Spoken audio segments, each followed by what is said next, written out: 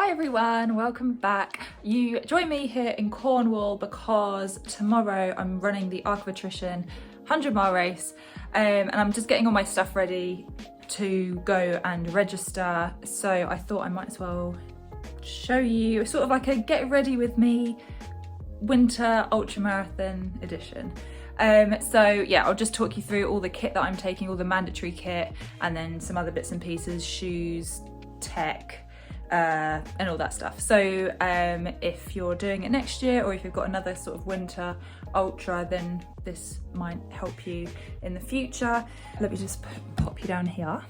For anyone who doesn't know, the Arc of Attrition is 100 miles on the southwest coast path, starting in a place called Cornwall and follows the coast path all the way around to a place called Porthtowan, which is where it finishes. Historically, the weather has been very bad. I mean, it's what are we, the 27th of January, so in the middle of the British winter, so on the coast there can be some really harsh conditions. However, tomorrow it's actually looking pretty good. I'm so glad. I think the forecast is about 11 degrees and cloudy, maybe a little bit of rain, but there's no named storms or anything on the horizon, so I am really pleased with that. Although I have, of course, prepared for the worst. So I'm just going to go through with you the mandatory kit first. So the first thing, waterproof jacket. I am taking this Montaigne Fleet jacket. It's my favourite jacket. The minimum requirement is 10,000 hydrostatic head, 10,000, whatever the unit is. This is about 30,000, so this will keep me really dry if it does pour down with rain, and it keeps me warm as well. Next up, waterproof trousers. These are just the Salomon Bonatti Pro, I think they're called, but they're a unisex, just very standard waterproof trouser. It's highly unlikely I will be putting those on, but if it was really cold and really wet, then obviously I would. Hat, warm hat. This is just a buff hat, which is really small, packable, lightweight, but also really warm. Buff, this is just a Ben Parks one. I've got loads of them that will be with me in the car. They're just handy bits of kit to have. So if your waterproof jacket doesn't have like a peak on the hood, which mine does, but it's not that good. It's got like this sort of peak thing, but I mean, that's not really gonna keep much water out. So if it doesn't have a peak, then they ask you to bring a cap. So I've got this Ben Parks one, which will just help keep the rain out of my face if it does rain, and it's really lightweight with like the mesh and stuff. We need two like insulated long layers, one of which can be worn, so I'll probably start wearing one, which is just a Nike dry fit half zip sort of thing, and then the one that I'll have in my pack for sort of emergencies, it's an old Under Armour one. It's white isn't really the best colour because it's so dirty and skanky, but it's quite thick and I know that will keep me warm if I need to change into it later on.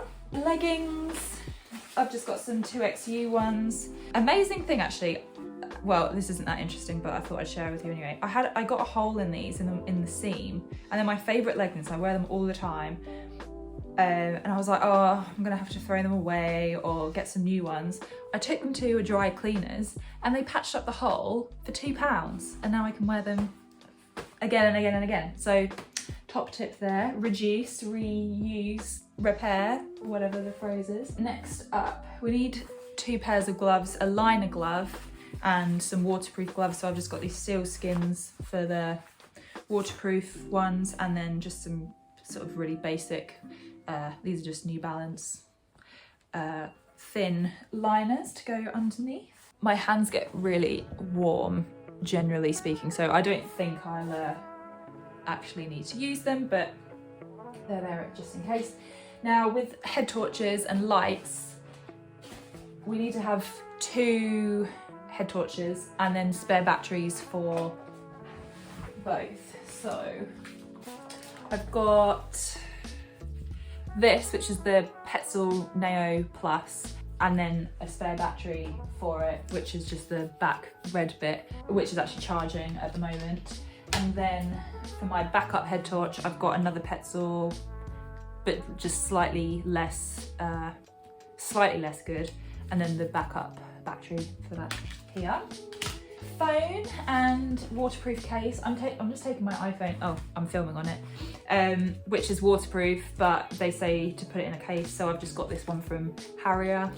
And then bottles. We need to have the capacity to carry 1.5 litres. So I've just got like my 2 main bottles, which are the Hydro Pack ones, and then another spare bottle from Harrier. So that will come in handy for when I've got like a big section without Ben, who's crewing me. So there'll be a section sort of in the early morning where I'll be potentially on my own for about 6 hours. So I'll definitely need to fill all of those up. It's the kind of race where we need a bivvy bag rather than a foil blanket. So again, this is just one from Harrier. I've obviously not had to use it, so I don't know if it's good, but I'm sure it is. Then we need to have a red tail light. Obviously on the head torch, there is one, but we also just have to have a tail light on our packs. I guess if it's raining and we've got our hood up, you can't see this one, so that's why we've got this. But this is just a little clippy one, which it's a Ron Hill one. I just got on Amazon, I think. Spare calories. I'll just be packing about 300 calories worth of gels. We need a cup. This is just a Hydro Pack collapsible cup. And then finally, something to carry it all. So I'm just going to be using my Salomon S-Lab 12 set, but I also have loads of spare. I have a spare pack. I'll show you all my spare stuff that I'm taking with me in a sec. That's everything in the mandatory kit section. And then other sort of interesting stuff. So for my watch, I'm going to be using this, which is the Garmin Enduro, which was actually lent to me by my friend Stephen Cousins, who's run the race a bunch of times. So I met up with him a couple of weeks ago and he lent me his watch, which I'm so thankful for, because this will last me the whole race and I won't have to charge it, hopefully, with the GPX file on there on the map screen. It's just breadcrumb navigation, so it's just a line, but I won't have to charge it, which will be so good, because if I was to take my Garmin 945, I would have to probably charge it like 6 or 7 times. It only lasts about 4 hours when it's on the map screen, so I'm really thankful for that. So thank you, Stephen, who, by the way, is going to be doing a live stream of the whole race, so make sure to check. I don't know if he's doing it on his channel or on the Mud Crew Facebook page, but check out his channel anyway, film my run. He's got loads of art content. And also check out Run for Adventure, Lloyd, so both of their videos combined are what made me want to enter this race in the first place. So I've got both of them to thank.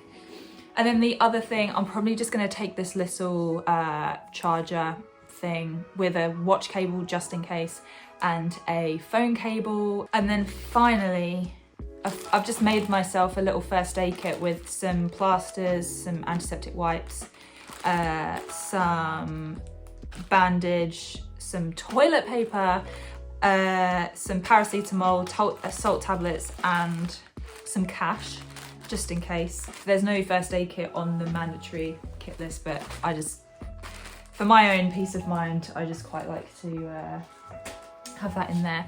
And then, shoe-wise, let me just show you and put you down here. I've got loads of shoes, and to be quite honest, I don't really know what I'm going to be starting in. I've got these Ultra Lone Peaks, which is what I was going to be wearing, but then a few weeks ago I got a massive hole in them. Let me just show you. So I've had to glue it all here. I don't know if you can really see, but I mean, it's staying pretty well. So I might start in those because they are by far my most comfortable shoe. But in case I don't, or if they break even more, then I've got another pair of them, which I've not worn yet. They're box fresh, so I know that that's not particularly sensible, but they're there as an option. And I've also got these Innovate, what are they called?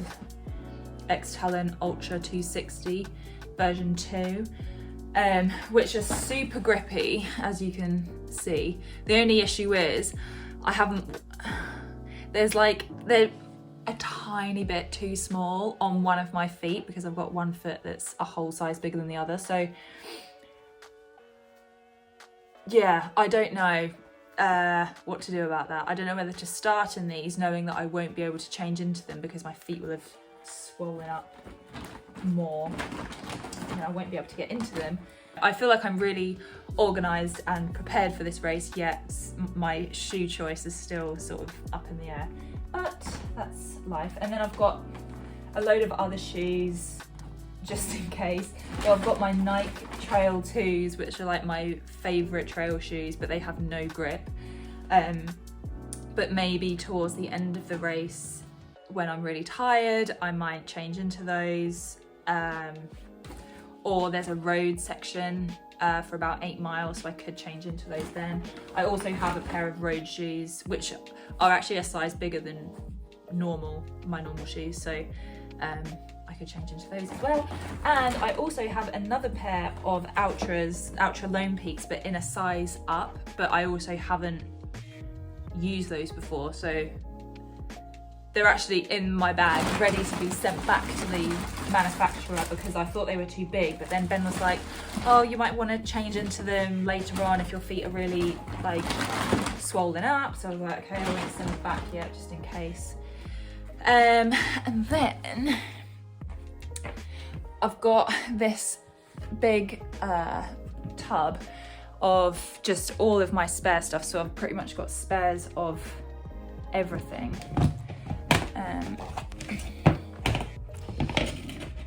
In here, I've literally just got every item of running gear I own. Like spare tops, t-shirts, sports bras, leggings, headbands. I've got a complete spare pack. Thanks to Kate from Harrier for sending me that. She is amazing. And then like some spare cables and electrical stuff. Spare socks, like a foam roller thing, tiger tail. And then I've also, sorry, this video is actually getting really long now. I didn't want it to be this long. So I've also, the last thing I've got is this folder, which is what I'm going to give to Ben, and it's got all the sort of crew instructions on here. So I've got like a table of all of the times where I'm expected to be at the checkpoints. This is based on finishing between 30 and 36 hours, so it's going to be very vague. I just want to get to the end. That's the goal. So in here I've got all of the meeting points, like a map of how to get there, what the car park looks like, how to get to me, like walking directions in case I don't go right past. So that's going to be Ben's Bible. He's the most unorganised person in the whole world, so I've tried to do as much of the organising for him. Right, I'm just going to go out and show you. Oh, it's pretty miserable. Just show you all the food that I'm taking. Right.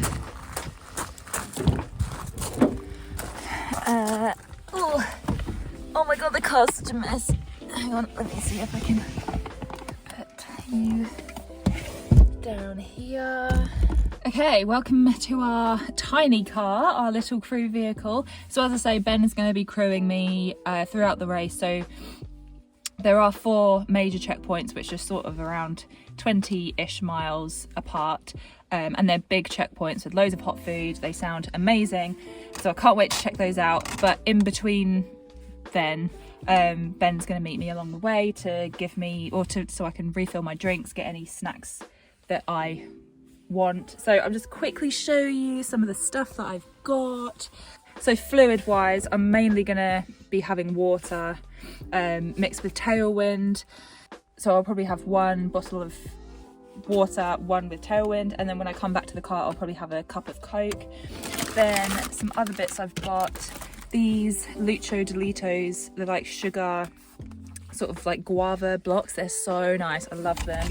Then I've got loads of gels, just some Science and Sport ones. Then I've got these, I think I've mentioned these before, these like pain au chocolats, which are so good. So I'll have those for breakfast or just whenever I feel like it. Got some crisps, some squares, some wheat crunchies, some salt tablets, a couple of pot noodles, and Ben's got he'll have a jet boil in the car so he can boil some water to do my pot noodles. Then I've got some flapjacks, some naked bars, just loads of like random snacks, a few baby food things. They're just quite easy to go down. What else is in here?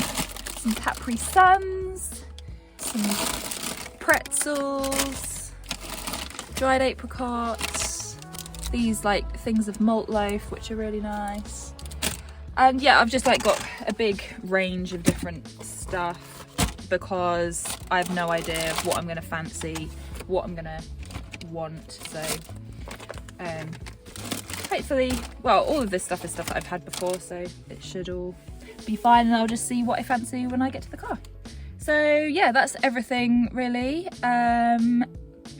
There is live tracking.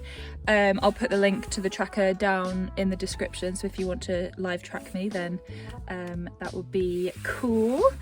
Tonight I'm just going to go and register and get my we have to go to the finish to register but also get our tracker fitted, but we have to go back in the morning to get the tracker fitted, so I'll be going there twice. I could do it all in the morning, but I'd just rather make sure that all of my kit has been checked and then I can sort of relax. Thank you so much for following along. Let me know if you are running it next year, and I'm hoping to film some of the race. Ben's going to be filming some sort of behind the scenes stuff from a crewing perspective. I'll link down below to Stephen and Lloyd's channels, so yeah, check out all the Mud Crew stuff on the Facebook page for some live action on the day. Thank you so much to all my channel members for supporting me. I really appreciate it so much, and I will see you on the other side. Wish me luck. Bye.